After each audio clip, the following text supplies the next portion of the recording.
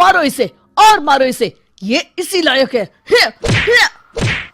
अरे मारो गया रे। सरपंच जी, कालिया को चोरी करते हुए हम सब ने रंगे हाथ पकड़ा है। अब इसे गांव से बाहर निकाल देने में ही हम सबकी भलाई है। तो देर किस बात की है, अभी इसे धक्के मार के इस गांव के बाहर का रास्ता दिखा दो। अरे सरपंच जी, ऐसा मत करिए, मुझे एक मौका और दीजिए, मैं दोबारा कभी चोरी नहीं करूंगा। लेकिन गांव वाले उसकी एक नहीं सुनते और उसे मार मार के गांव की सीमा के बाहर निकाल देते हैं। अरे मेरी कमर दर्द के मारे मेरी जान निकली जा रही है। कम वक्तों ने जम के धुलाई की है मेरी।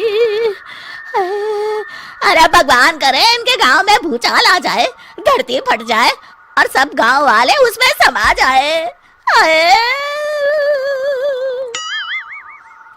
चलते चलते कालिया जंगल में पहुंच जाता है। उसे वहां एक प्रयोगशाला दिखाई देती है।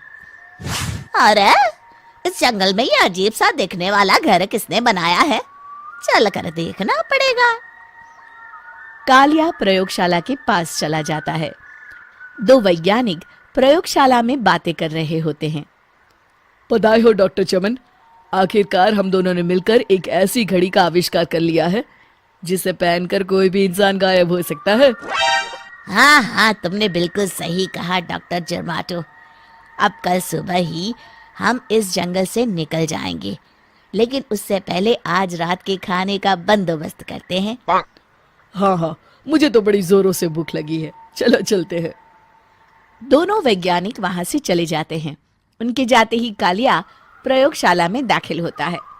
अच्छा तो ये बात है।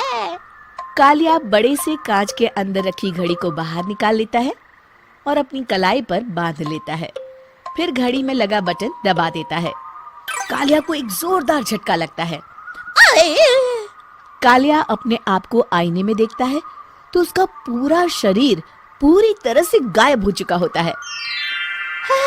अब तो जो चाहे वो कर सकता हूँ। सबसे पहले मैं उन सभी को सबक सिखाऊंगा। गांव वालों, मैं आ रहा हूँ। कालिया गांव की ओर चल पड़ता है। थोड़ी देर के बाद दोनों वैज्ञानिक वहां आते हैं।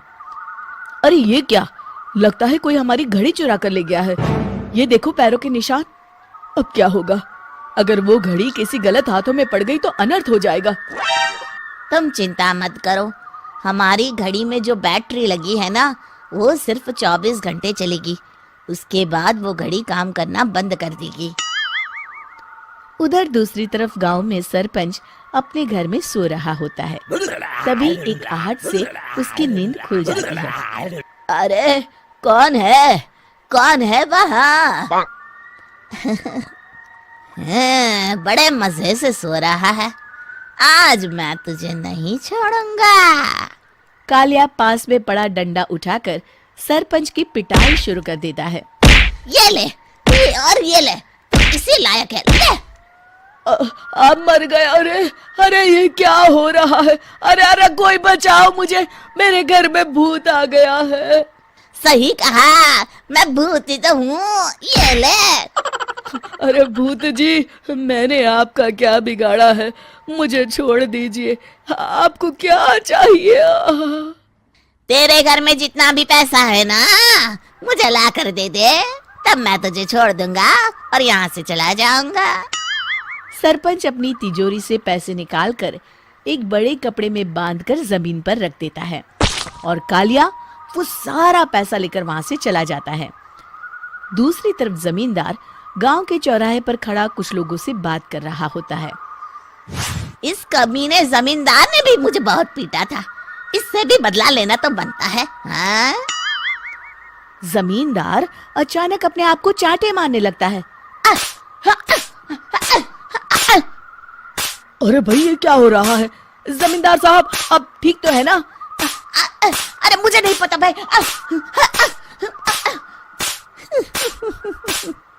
अरे मर गए रे, ये तो पक्का किसी भूत प्रेत का काम है।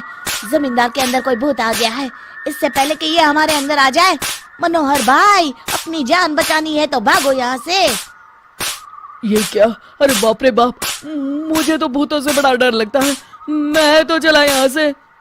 अगली सुबह इस घटना से पूरे गांव में दहशत फैल जाती है। सभी गांव वाले आपस में बात करने लगते हैं। अरे भाई, पता नहीं कहाँ से हमारे गांव में एक भूत आ गया है। उसने कल रात को सरपंच और जमींदार की खूब पिटाई की और उनके सारे पैसे भी लेकर चला गया। हाँ भाई हाँ, ये भूत तो मुझे बड़ा अजीब लगता है। मेरी समझ में नहीं आता कि भूत उन पैसों का करेगा क्या। अरे तेल में पकोड़े बना के तलेगा, बेवकूफ। इस बात की चिंता करके कहीं वो भूत हमारे घर में ना आ जाए। तुम बिल्कुल सही कह रहे हो आर्या, मैं भी इसी बात से घबरा रहा हूँ। अच्छा, अब मैं अपने घर जा रहा हूँ, तुम सब भी अपने अपने घर चले जाओ, उस भूत का कोई भरोसा नहीं है। हाँ। तीनों वहां से चले जाते हैं। दूसरी तरफ कालिया सारे पैसों को एक खंडर में छुपा देता है। इतने सारे रुपए तो मैंने अपनी पूरी जिंदगी में एक साथ कभी नहीं देखे। इस तरह कुछ दिनों में मैं अमीर बन जाऊंगा। आज मैं उस मोटे बब्बन को अपना शिकार बनाऊंगा।